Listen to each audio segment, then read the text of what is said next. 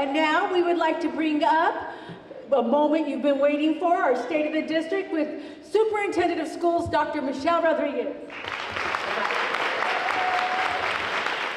I think actually what you were waiting for was what you just saw, right?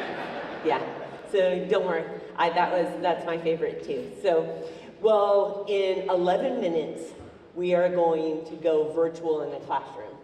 So I'm going to go through some of these slides. What you're going to see is what I'm going to talk about is actually represented in the State of the District report. So you guys got first dibs on it. So you get to see it first, and then we'll actually be able to display it. I also want to draw your attention to the back just really quick. So if you are a staff member, then you are at our staff kickoff. And so during our staff kickoff this year, so last year, we brought in an outside person to do this sketch. And everyone, hands down afterwards, said, "Why'd you do that? We have talent ourselves. Why did you bring in other people?" And so we had a subset of our very own teachers. Temo is here. He was one of the lead teachers. And they put this together. It's not, he told me it's still only 90% done. But I want to, last year we had a theme of joy, trust, and belief. This year, it's imagine the possibilities. And so we are going to be displaying this. Once it's done, we're going to be displaying it in the district office permanently. And I just wanted to draw attention to it because this isn't about just 1 year. It's actually not even about 2-4.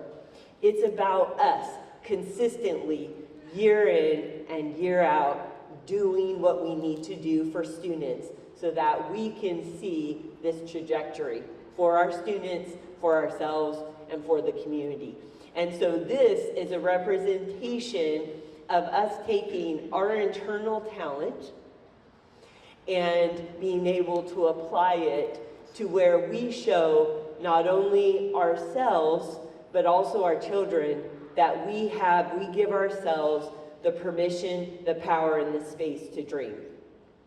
And so that's really what this is about, right? And so just so appreciate it, I really encourage you to go over there and see it, and then in a couple of months, come to the district office and see it in its final form, because Tamo and crew, they are going to be adding representation that our very staff asked, they drew and asked to put on there.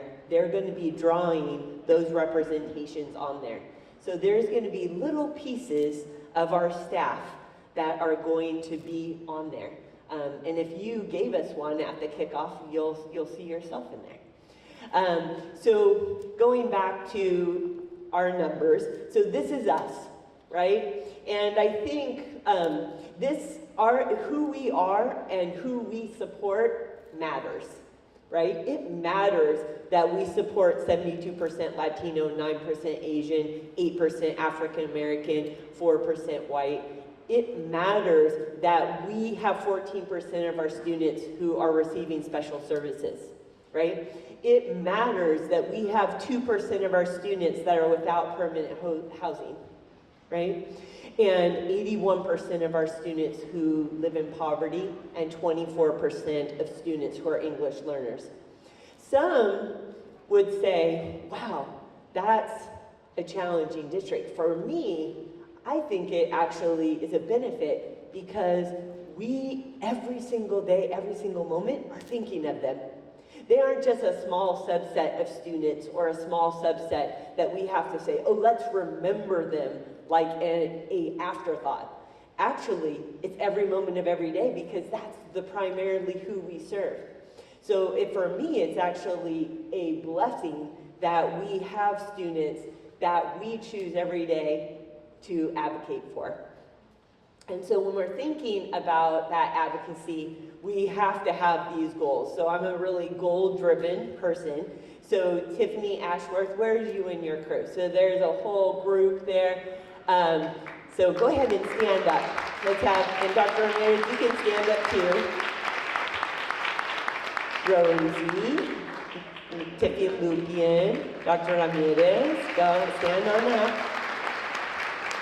So they did some really hard work this past year, and they worked with our parent leaders, they worked with our community partners, and we revamped our LCAP goals. The reason why this is important is because this too isn't just for 1 year.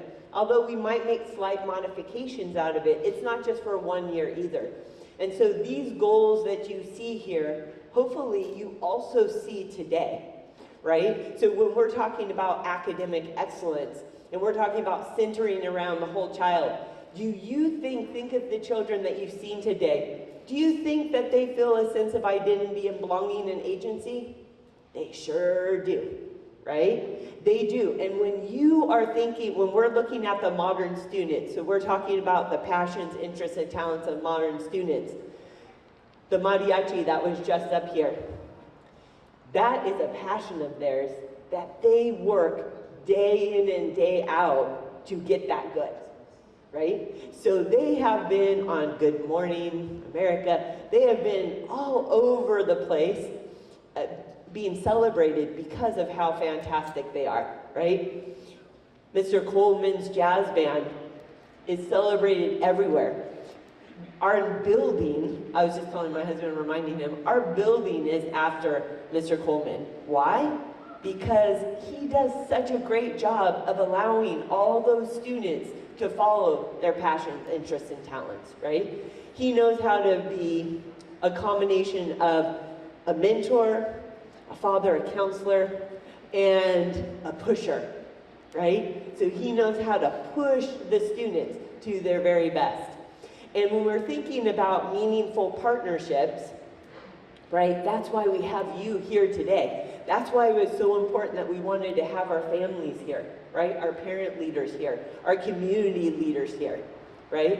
So I see Mayor Lincoln walked in after introduction, so Mayor Lincoln is here as well. So we have, round of applause for him.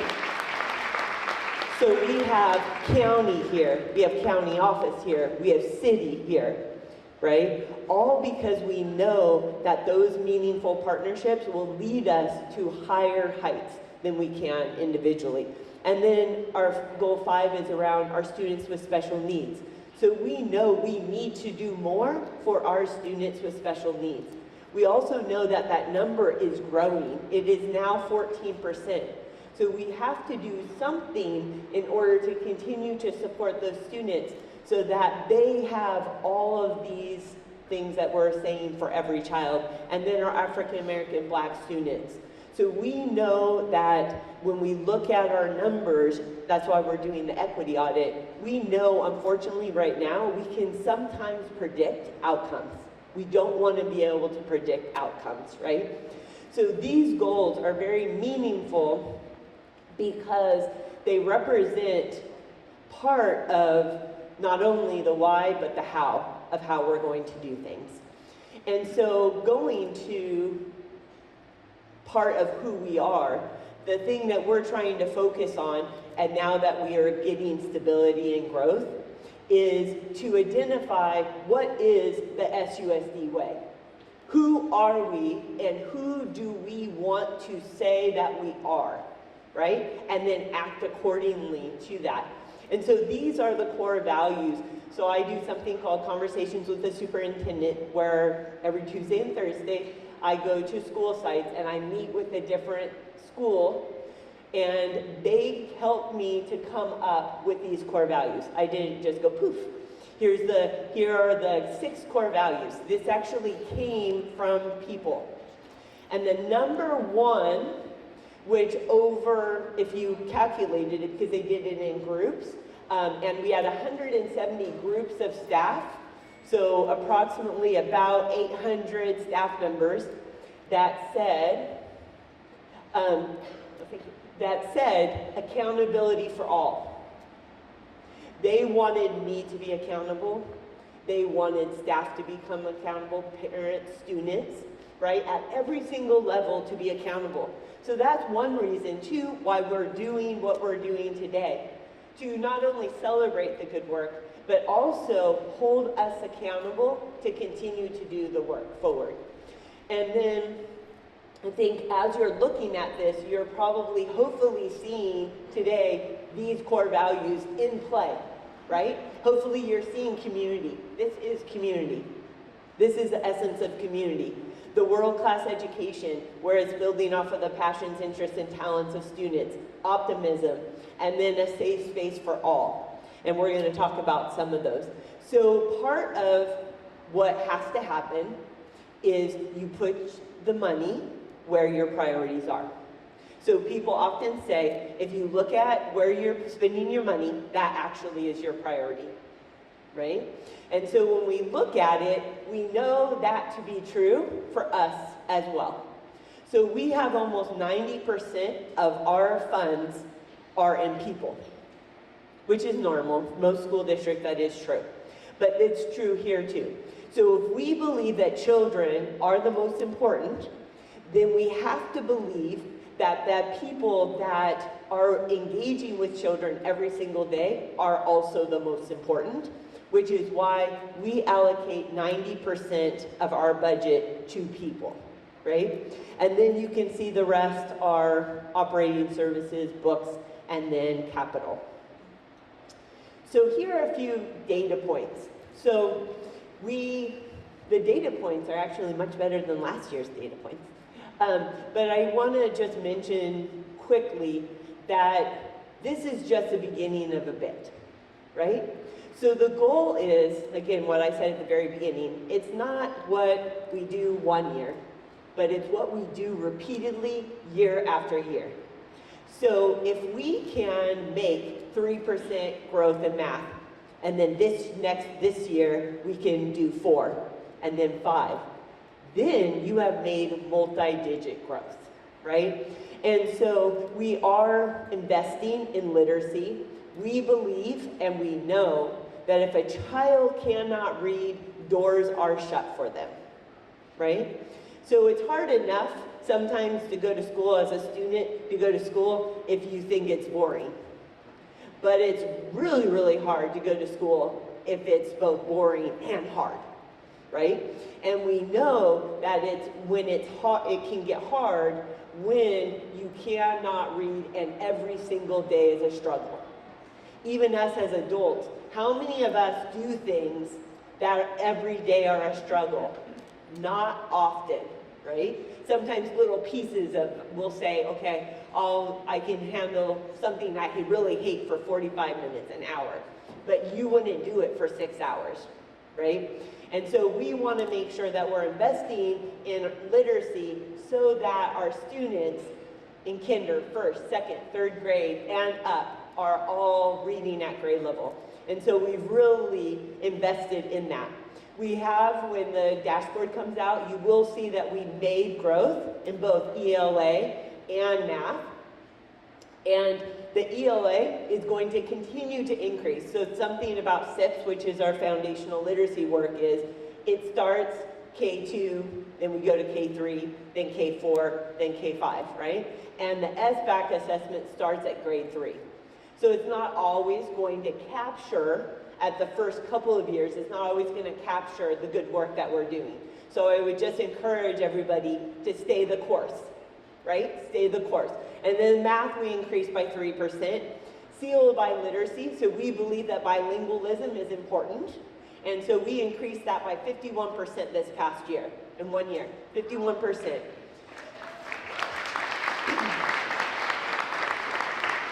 And this is really, I think, incredible. I know that Nathan, Krista, and Rachel, sorry, I could only think in Nevados for a second. Rachel, can you stand up for a second? Nathan, Krista, and Nathan. Oh, you go. Okay. This is really important because because you can sit down now, thank you. I just wanted people to see who you are in case they didn't know. So we didn't really have this programming in K-8 prior. We focused specifically on high school. So now we have 90, it's a pretty high number, we want it to be 100, but 90% of our K-8 students can engage in STEM, either elective or after-school program, or sometimes both, right? So we're gonna get that to 100, right? We're gonna get that to 100, but it's at 90 now. As was mentioned, so I'll start with the middle, graduation rates is the highest in the history of the district. We're gonna get that to 90. Let's get it to 90, right? So we're at 84.7 right now. We decreased chronic absenteeism. This year we're trending well. We want to get it down to 25%, right? That's a lofty goal, but we want to do that because if kids are not in school, they not only don't get the education, they also don't get the connection or the services, right? And so we want them to be there. And then this is something I think that is really incredible, and we want this to be 100% too. Because we want every child to say, I go to school because I love X, whatever that X is, right? And so right now we have 87% of our students that are either enrolled in AP Honors, International Baccalaureate, dual enrollment, a CTE course, Project Lead the Way, which is a type of STEM, visual arts, performing arts, music, or world language, right? So this is their passions, interests, and talents, right? So when we say to children, what do you want to learn? Or when you ask them, how can we change school? They said, let me learn what I want to learn, right? So we want to do that. So we are doing some really great work with equity in the arts. And so Cindy Wildman, who's right there, let's give her a round of applause. She has really helped us to increase the amount of arts that we have, especially at our K-8 school. And so if you look at it, we have hired 13 new arts teachers just this year, 13. And so you'll see how they are arranged. So elementary, you'll see that we have a subset. Secondary, we also have a subset. And it is amazing because these 69 teachers, so we have 69 credentialed teachers in the arts, they are supporting 11,265 students. Can you believe that? That many students. So really appreciate, so let's give a round of applause for Tito, Art Coleman, all the, where's Chris? So he's from Edison. Because when you think of their work, they don't just support a class of 30, right? They are supporting hundreds of children within their classes. And so we're so fortunate to have that, where we have 11,265 students who are able to engage in the arts each and every day. And so going back to career technical education, a lot of times children don't know what they want to do in the moment, right?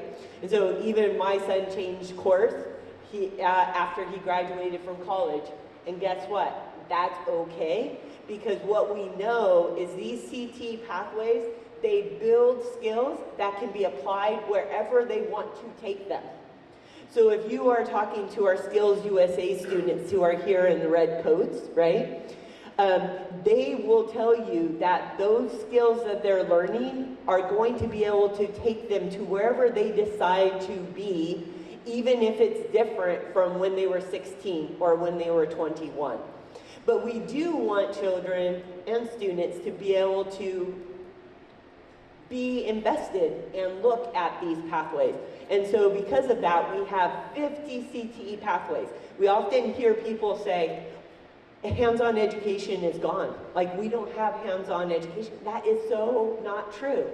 We actually have and it's right here, 4,730 high schoolers who are currently involved in a CTE pathway, right?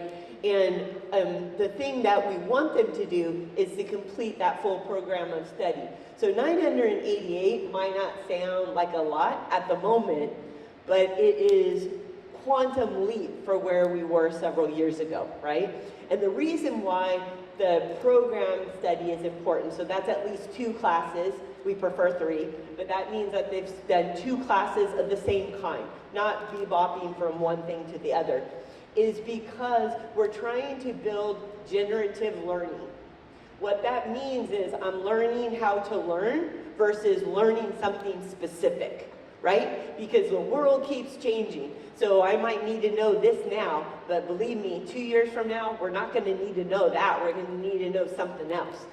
So we are wanting them to stay consistent on a path, not because we're like, okay, you chose the agriculture pathway, now you have to go to agriculture. It's not that. We want them to sustain so that they build these skills so that then they know, okay, even though I don't want to do agriculture anymore, that sustainment, I learned these skills, these strategies, I will now apply it to whatever new I want to do now, right? And so we're really proud, and we're going to continue to expand and move forward on that. Another thing is, we heard earlier about culturally responsive instruction, right? We need students to actually see themselves in the work that they do, so that when they come to school, they see themselves in the halls, they see themselves in the work that they do. And so something that is extremely unique about Stockton Unified, and you should be extremely proud of, is the fact that we have ethnic studies that actually resembles our community, right? So give a round of applause for that. So this year we started the Black and African American Studies course. So we have that for the first time at Stockton. We also have the Filipino American Studies, which is brand new as well. And it has been present for many years, but should be recognized. We have the Mexican American History and the Native American Indian Studies. So, well, good job on that. And we have over 1,133 students who are selecting to do that as one of their electives and courses. And so now we have a saying of show, not tell. And so we're going to be patching through. Guys ready? Okay. So we're going to be patching through to the agricultural science classroom here at STAG. So all the beautiful flowers that you see, and we will go to our Melinda Mason. Well, hello. Thank you, Dr. Rodriguez. Now, if you look around there in our Stag's new barn, you'll see some beautiful floral arrangements. Those arrangements were prepared and designed and made by SUSD students here in Stag High School's floral culture class. Right now, they're working on arrangements right now. Like I've said many times this morning, there is a lot of talent here at SUSD. These students have been working on these arrangements all morning because these arrangements actually go for sale. Each month, they design these arrangements and people are able to purchase it. We are live in the Stag Floriculture classroom here at Stag High School. We have the instructor, Mr. Damon Arceo, with us this morning. What is this class all about? So the floriculture classes are all about preparing students for careers in agriculture, event planning, and especially in the floriculture industry. And they are learning design and they actually put these bouquets together? Yes, so we do a lot of arrangements, especially in our Floral 3 class, which we just started this year. They're doing different types of arrangements, large to small, for different types of events, pretty much every single week. That is so awesome. And they're not only learning design and floral arrangements, but I would say business and marketing. Yeah, one of the biggest parts of our class is the floral subscriptions, and we wouldn't have any subscriptions to make if it wasn't the students figuring out how to plan and advertise so that every single student in our floral class is able to make these designs every month. Well, and then they learn the design, the business, and the marketing aspect to advertise them. Yeah, they're making posters, they're going like classroom to classroom, advertising it to teachers and students. So they're definitely learning a lot of skills beside floral, including public speaking and planning and teamwork. Wow, a lot going on here in the floriculture classroom at Stagg High School. I want to show you, just this morning, I've seen some of these bouquets develop, and I'm seeing the talent here. Let me ask you, what do you like best about this class? About the class, I really like learning how to identify all the flowers so I could go to competitions and compete. Oh, wow. And speaking of competitions, I know this class has taken a lot of awards at some of these competitions. I could tell you're focused on your design. What do you like best about this class? I like how I learn about flowers. You learn about flowers. Oh, you're doing beautiful work over here. And we see, oh, this one looks like it's almost complete. What do you like best about this class? New experiences and getting to know other people and learning how to do flowers and all that. Well, you're doing beautiful work, beautiful work. And we have another student here who's been working away. What do you like about this class? What I like about this class is that I'm able to develop new skills and be able to make new friendships from it. Wow. You're doing beautiful work.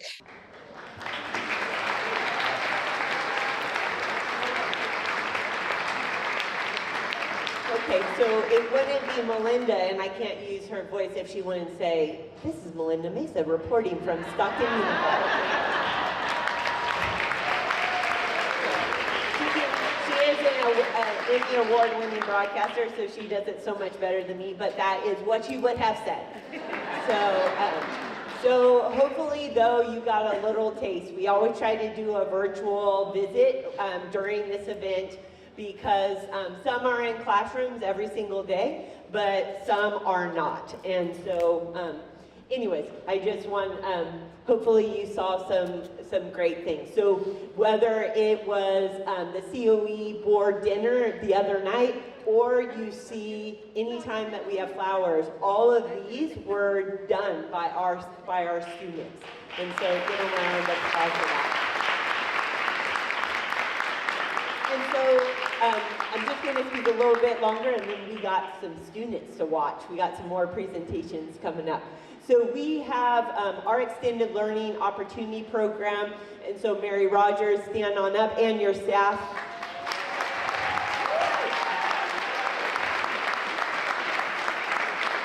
So they do some really fantastic work. We have almost 10,000 students that every day are with us for over 8, 9, 10 hours, right? So they are with us from 8 a.m. until 6 p.m.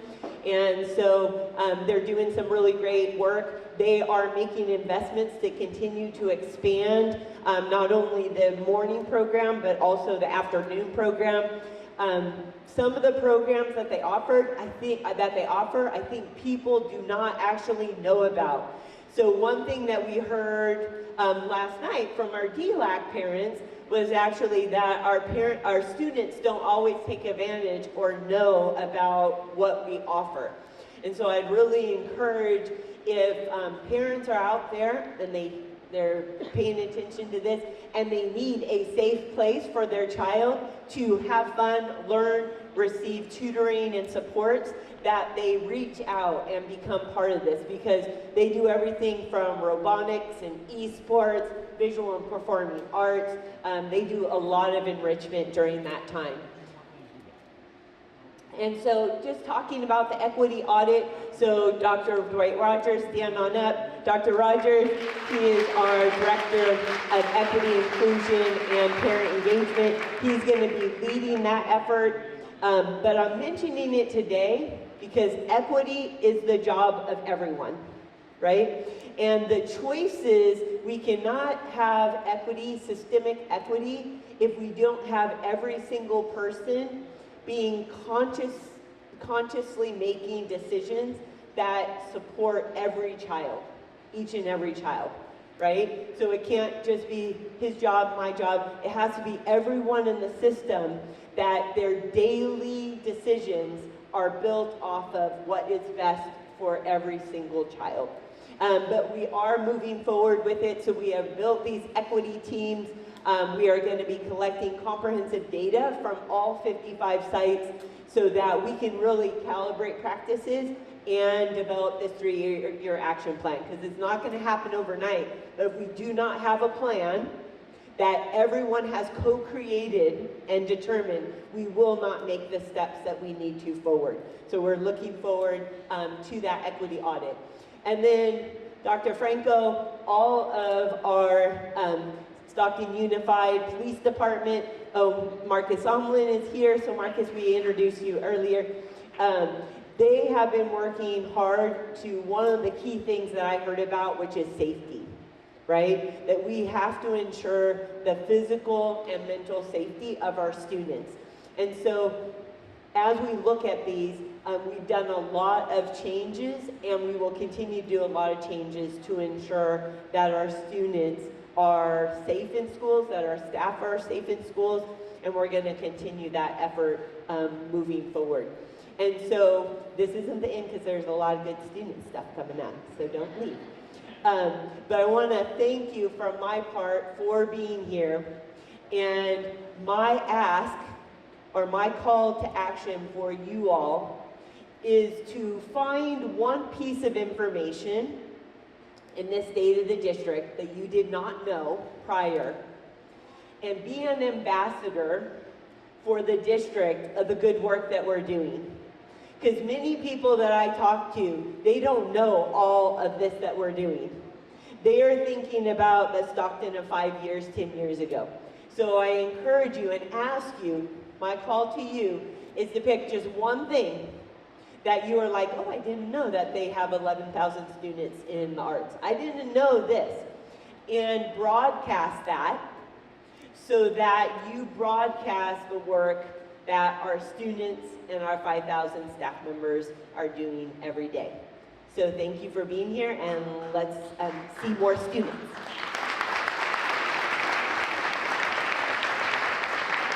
Thank you, Dr. Rodriguez.